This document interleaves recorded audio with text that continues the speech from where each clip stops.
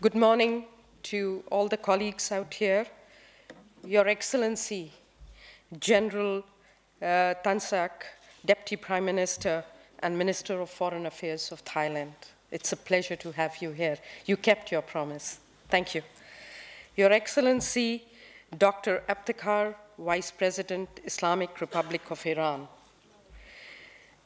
My colleagues, Mr. Achim Steiner, Executive Director of United Nations Environment Programme. Mr. Kyetuyu, Secretary General of UNCTAD.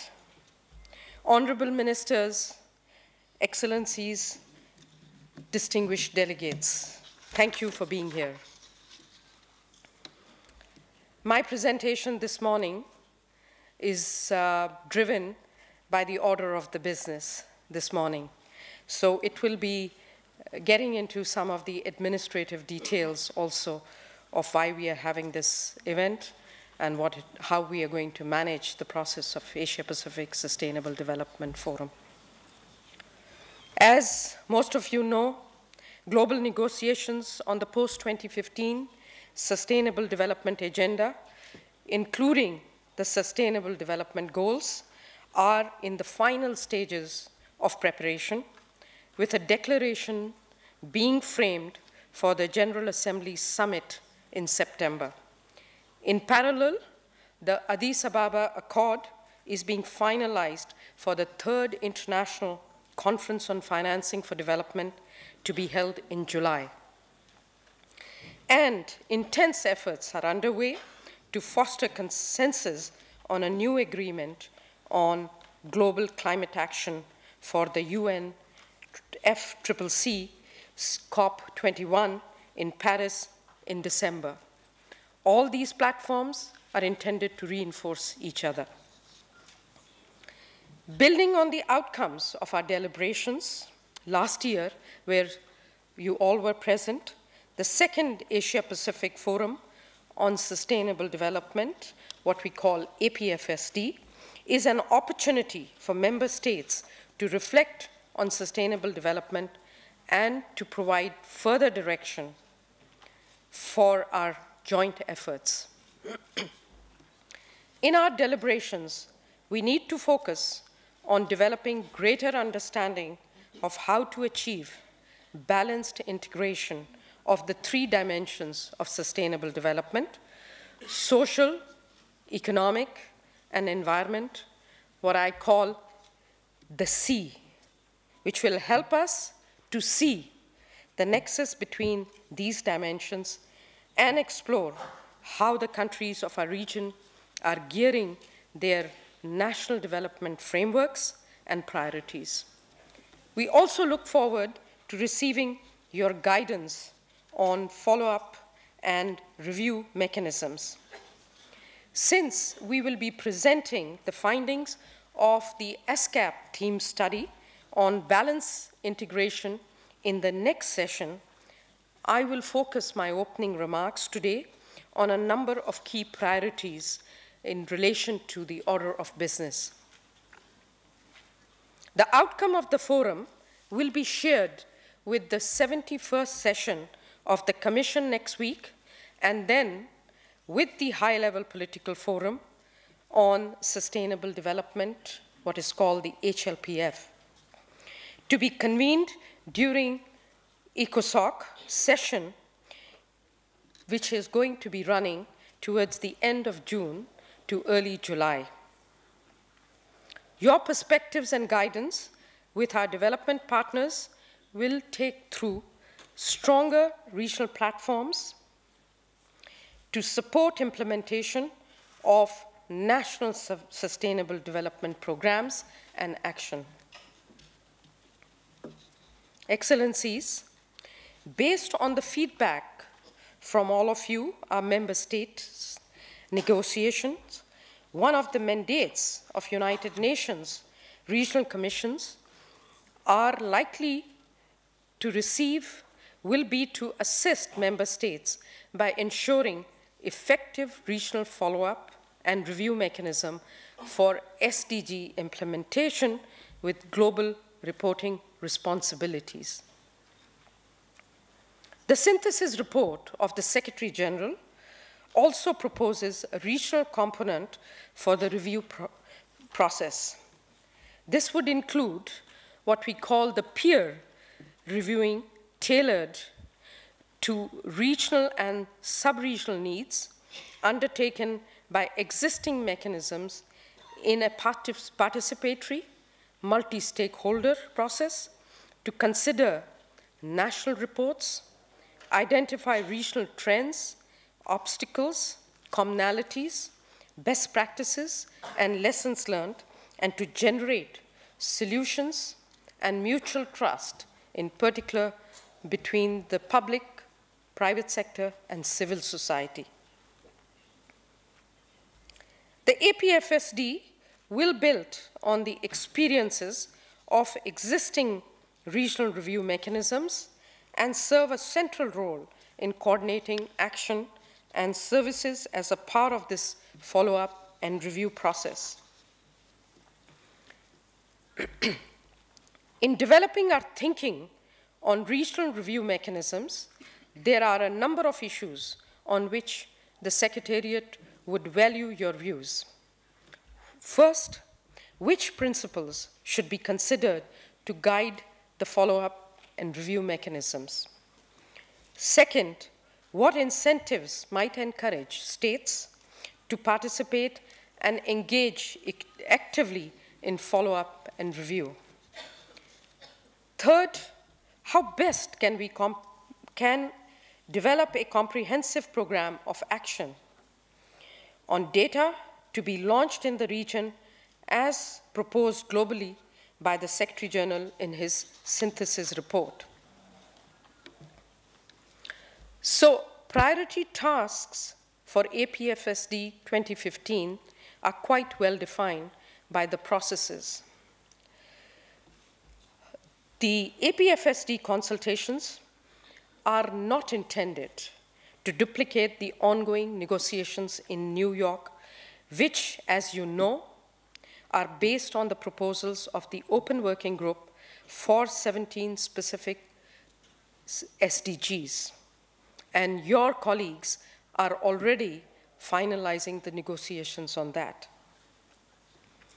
Our purpose instead is to exchange information about your perspectives, strengthen areas of consensus, and evaluate what needs to be done to overcome remaining differences.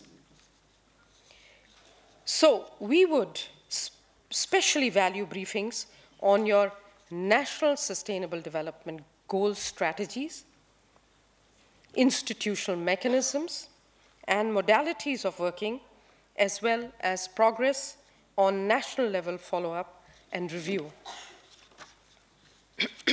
Your inputs will help us support you. Getting policies right is critical.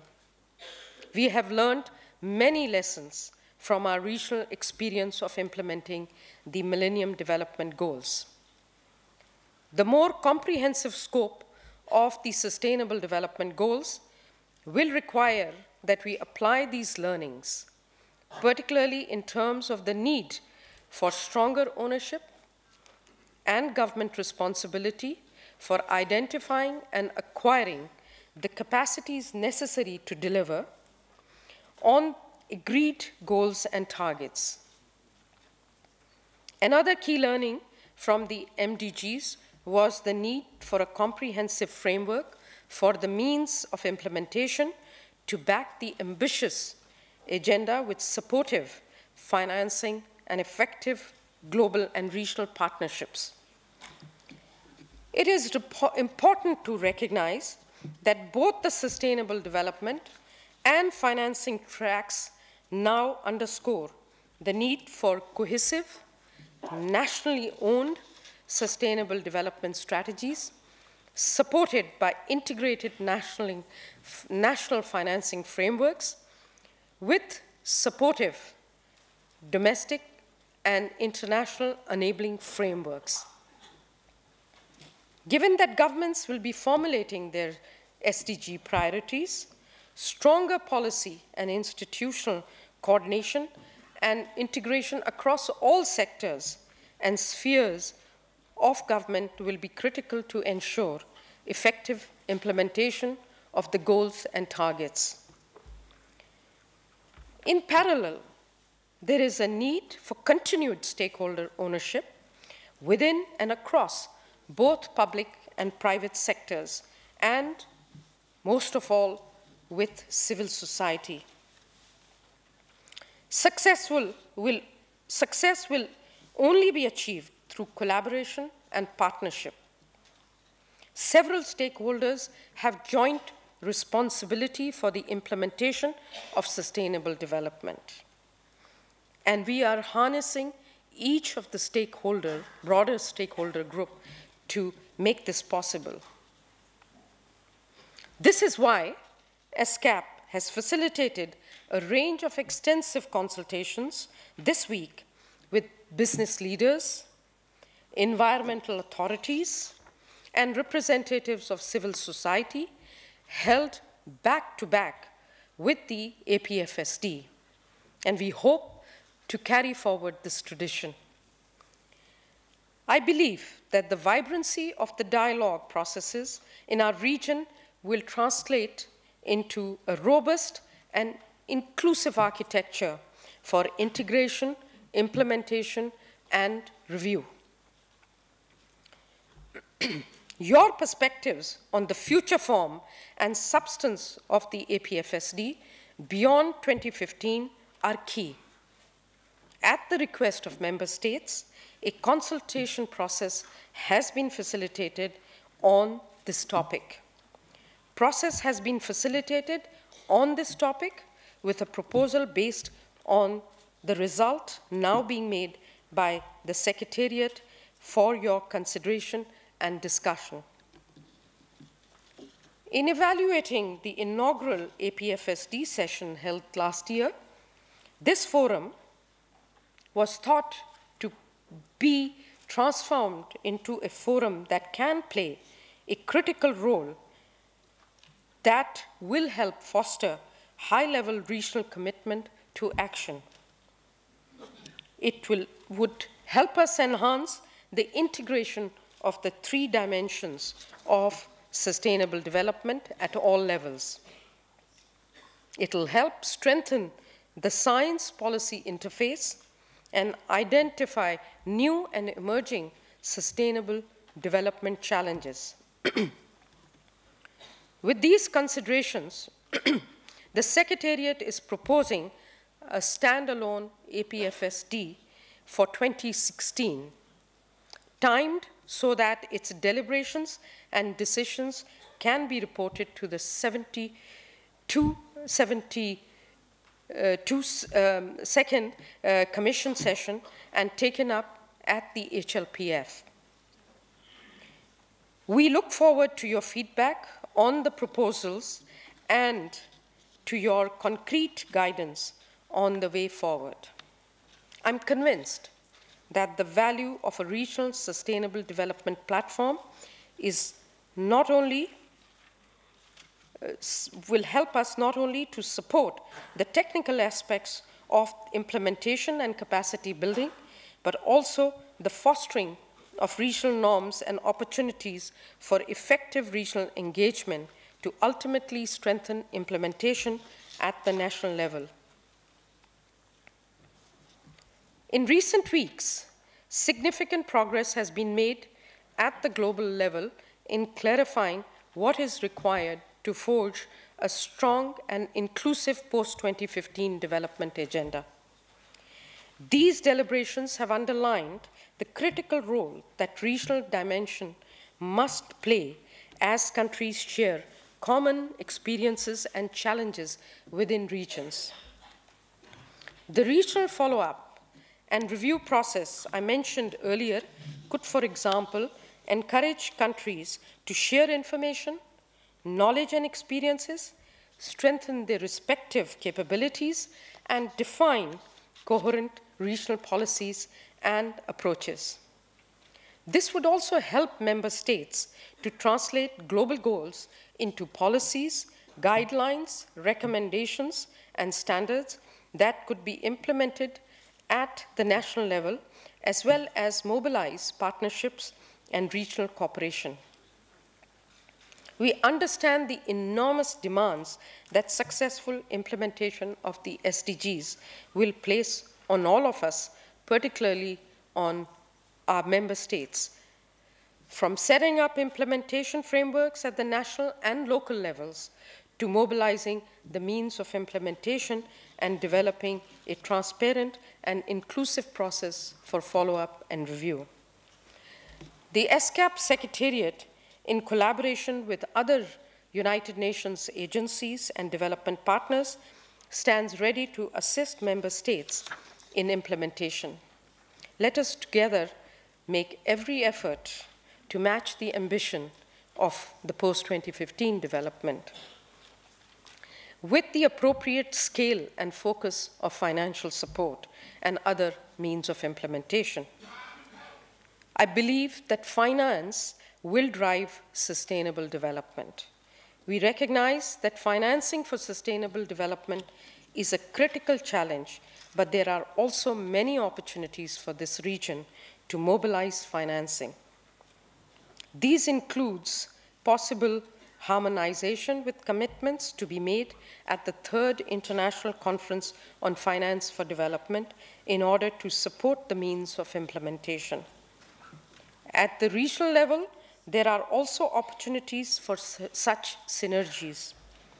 Last April, and then again this year, the high-level consultation on financing for development organized by ESCAP in Jakarta, thanks to the Minister of Finance of Indonesia, proposed tangible recommendations to mobilize additional financial resources, improve financial capacities, and develop innovative instruments to support the implementation of SDGs in our region. In conclusion, our regional accomplishments in growing our economies are impressive and talked about all over the world. But our success will not be judged by GDP growth alone anymore. Ultimately, we will be judged by the impacts we make on the lives of our people, current and future in particular. Political will, commitments, and effective coordination at national and regional level are key to sustainable development. So your feedback and support to strengthen the institutional framework for sustainable development at the regional level would help us perform better for you. Thank you.